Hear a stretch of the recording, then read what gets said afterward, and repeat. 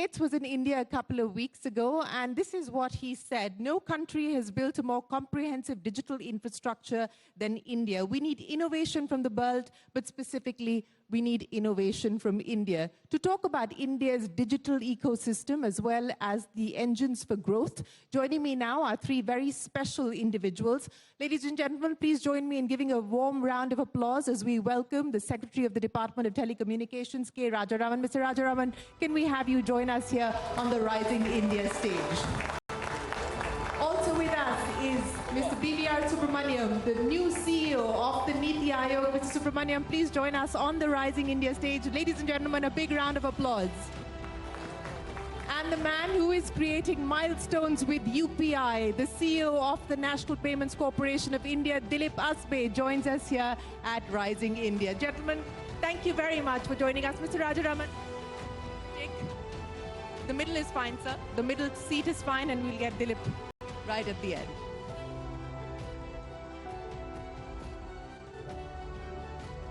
Thank you very much to all of you for joining us here today. Mr. Rajaraman, let me start by asking you, because the growth of digital India is incumbent on the digital highway and the digital infrastructure, which the Department of Telecommunications that you lead is responsible for.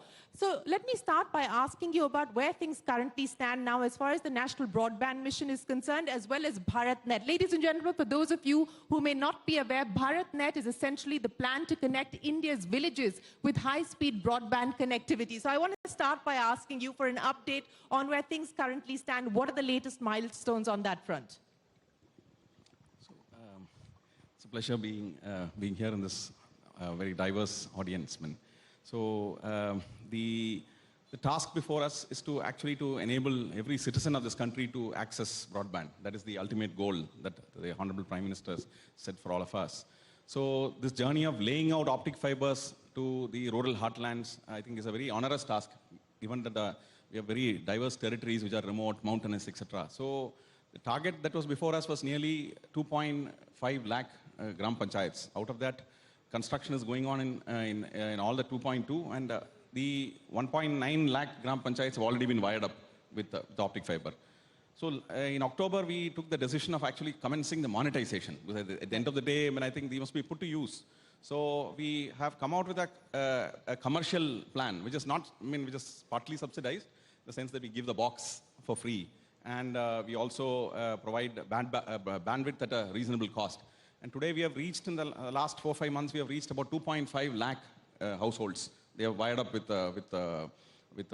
fiber connections. And we couldn't believe that that the per household consumption has reached nearly about 160 GB per month, which is amazing, I think. So therefore, there is a huge pent-up demand out there, and I'm sure that the way we are going to expand now will actually satisfy that requirement for information and the connectivity to the world, I think. So I believe that BharatNet has a great opportunity to actually be a complement to the mobile networks. While 5G gets rolled out, the mobility aspect of connectivity will get addressed.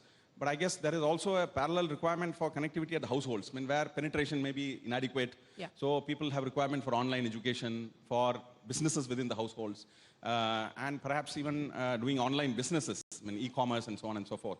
So they will require a complement between the mobile and the fiber, and we believe that this is a great opportunity that we have before us. You talked about the opportunity, and you also talked about how many households you've managed to connect so far. But you also alluded there to monetization. But there was a lot of chatter about the fact that monetization had actually been derailed, that there wasn't that much public-private, there wasn't that much private interest in wanting to partner with the public. So are you saying that that's not the case? Is there private sector interest? It's a very good question. See, incidentally, fixed line networks, optic fiber networks, are very expensive to maintain, especially because we have a huge construction work going across the country. We have a huge number of programs. India is forever under construction. Yes. So therefore, cuts, every fiber network suffers nearly about 4 cuts per 1,000 kilometers per month.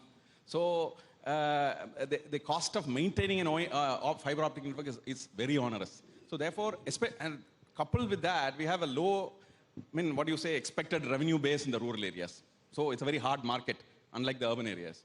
So therefore, the private sector perception of this particular value of this particular network is a little low. I mean, I think we can well understand that. Therefore, I think we have decided to go forward with the public sector model, wherein BSNL will maintain it, run it, and then monetize the last mile. So we are not monetizing the whole network, but the last mile, where from the village point, I think they will take it to the households and maintain it and service the customer. And that's worked well, I think. I'll come to BSNL and the revival package that the government announced for BSNL in a second, but let me get Mr. Subrahmanyam into the conversation as well. Mr. Subrahmanyam, you know, as part of the India at 75 vision, NITI Aayog had put together a strategy document, a strategy paper on the use of digital technologies, the use of digital innovation. As things currently stand, beyond Ayushman Bharat, beyond health and financial inclusion, where do you believe the next bed of innovation will lie, especially in the context of the development state that the NITI Aayog is pushing for? Before I answer that, I'd like to actually take you back. What's the importance of digital public infrastructure? I think that's very, very important to understand. You see, I think the digital space grew in an area of benign neglect.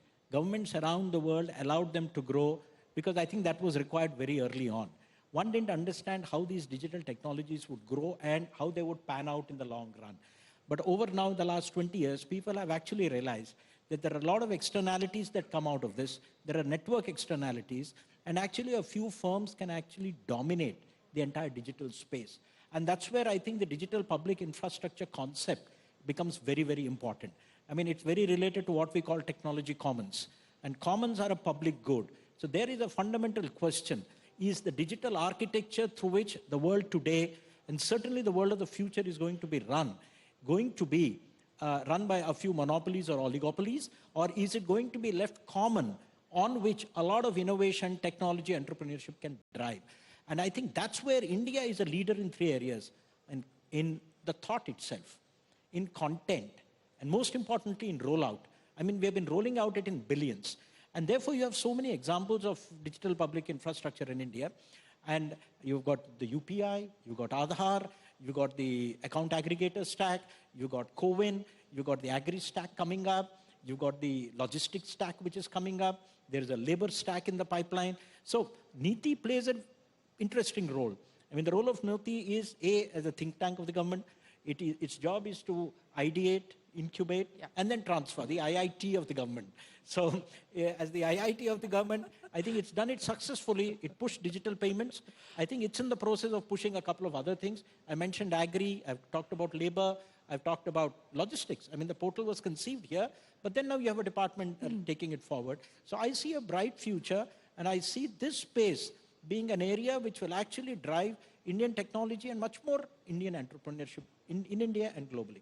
You know, that's a nice line that you've given us. NITI Aayog is the IIT for India, and I can see many will probably go with that headline tomorrow. It's a quotable quote there, Mr. Subrahmanyam. But, you know, I'll come back to you on the importance of the digital goods aspect that you spoke of and what we can now expect in the next phase of growth. But let me get to Dilip Asbe of NPCI. And before I get to you, Dilip, let me do a quick poll here of the audience. How many people here use UPI?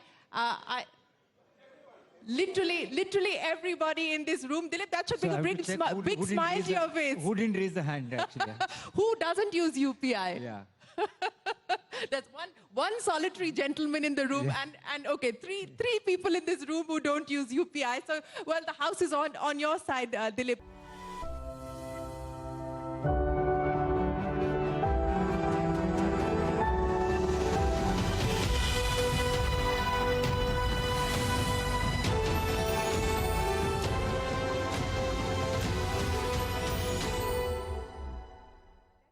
अब commentary कौनो